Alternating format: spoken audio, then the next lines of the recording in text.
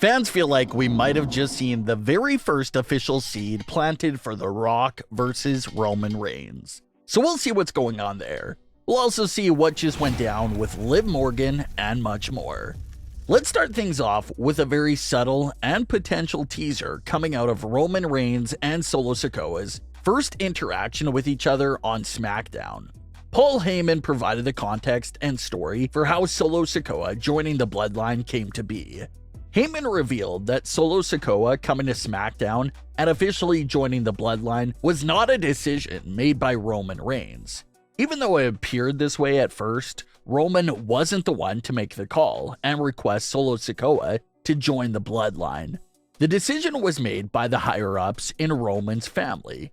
Heyman said that it was the elders who were looking after Roman Reigns, and for the sake of their family presentation, staying at the top of WWE and safe from all the risks, the elders sent Solo Sikoa to assist Roman Reigns. At this current moment of time, the elders appear to be in full support of Roman Reigns. Not only is it implied, it was actually physically shown to us back at Hell in a Cell 2020, when the Wild Samoans posed with Roman Reigns at the top of the ramp. It was such a great moment and great visual to see the elders of the family with Roman Reigns at the top of the stage, after an amazing main event and story. So we're to assume that the elders still have no issue with Roman Reigns.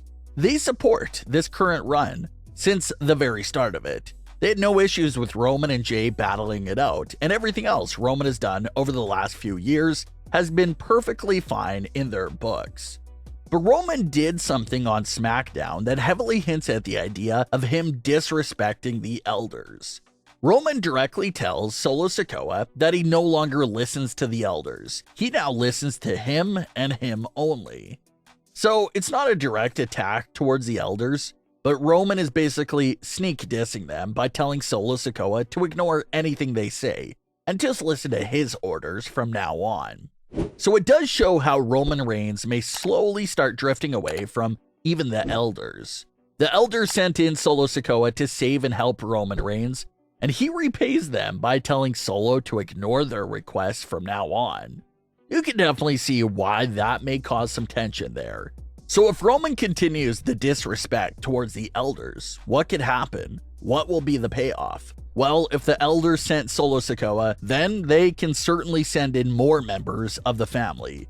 But instead of sending them to assist Roman, maybe the elders send them down to destroy Roman. And once it gets to the level where even the elders feel like Roman Reigns is officially way out of control, they can call on their biggest possible soldier, The Rock. The Rock, both a person and WWE character, is an honorable man that cares deeply about his family and their presentation in WWE. They're one of the royal families in pro wrestling. The Rock is well aware of that and embraces it greatly. So when he gets word from the elders that Roman has gone rogue and is further corrupting Solo Sikoa and the Usos, it'll be up to The Rock to pretty much settle this civil war amongst the family. So it'll be a full circle moment for that story. The elders are no longer sending enforcers to help Roman. Now they're sending over The Rock to end this disrespect and put Roman back in order. And with such a rich and deep story like that, a story that goes back to Roman's 2020 return, it's like we've said hundreds of times, the world title doesn't even have to be involved.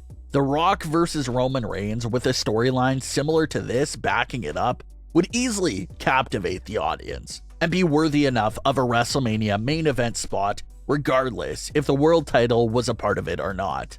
Hypothetically speaking, maybe the elders find a way to screw Roman Reigns out of the title long before WrestleMania 39.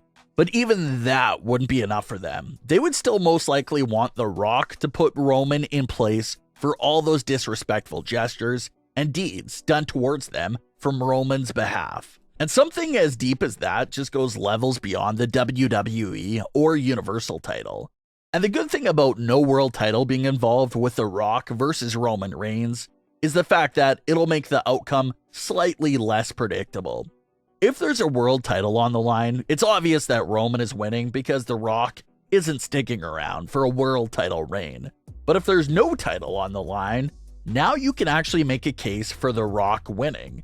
He actually has a much better shot to win against Roman if no title's on the line.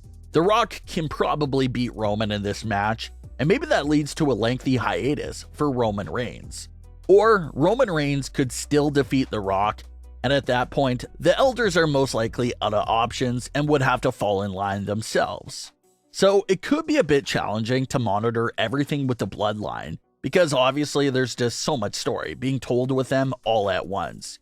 You have Solo Sikoa coming in, you have the things with Sami Zayn, you have Jey Uso's frustration, Roman Reigns' next challenger, just all these different things going on that can be easy to get lost in.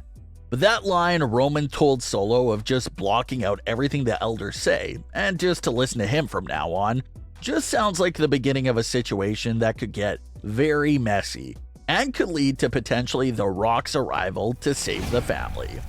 Liv Morgan just surpassed 80 days as SmackDown's Women's Champion and will be putting her title on the line once again against Ronda Rousey. Liv did have the big surprising clean win over Shayna Baszler, and that was huge. But outside of that, one big fan critique was that despite being the champion, Liv was still presented as this heavy underdog that barely stood a chance against anyone she faced. And of course, you don't ever want that to be the case for a champion. Sure, you could still be an underdog champion, but when it looks like you don't stand a chance at all against an opponent as a champion, it's not the best look. And WWE started to correct that issue this week on SmackDown with Liv Morgan. Liv Morgan had a match with Lacey Evans that was clearly meant to build Liv up, heading into her match with Ronda Rousey. Not only did Liv defeat Lacey, but she also had that big moment of jumping off the very top of the LED turnbuckle through a table. So it was meant to show that she did have an edge to her and isn't fearful of taking big risks. So Ronda Rousey could still very well end up winning at Extreme Rules, but the fact that Liv is being presented in a much stronger way at least makes the matchup more interesting again. If Liv is willing to do all these things in an Extreme Rules match, it does help her odds of beating Ronda Rousey immensely. And who knows who could be waiting for either Liv Morgan or Ronda Rousey after Extreme Rules. Will the champion after Extreme Rules have to deal with Charlotte Flair? No one knows when Charlotte is returning, but it's safe to assume that she'll be coming right after the SmackDown Women's title. She has rich history with both Liv and Ronda, so no matter who's champion after Extreme Rules, that could be a possibility as well. But what are your thoughts on today's stories? Leave your comments below. Don't forget to subscribe with all notifications on, and leave a like if you enjoyed. Thanks for watching, guys.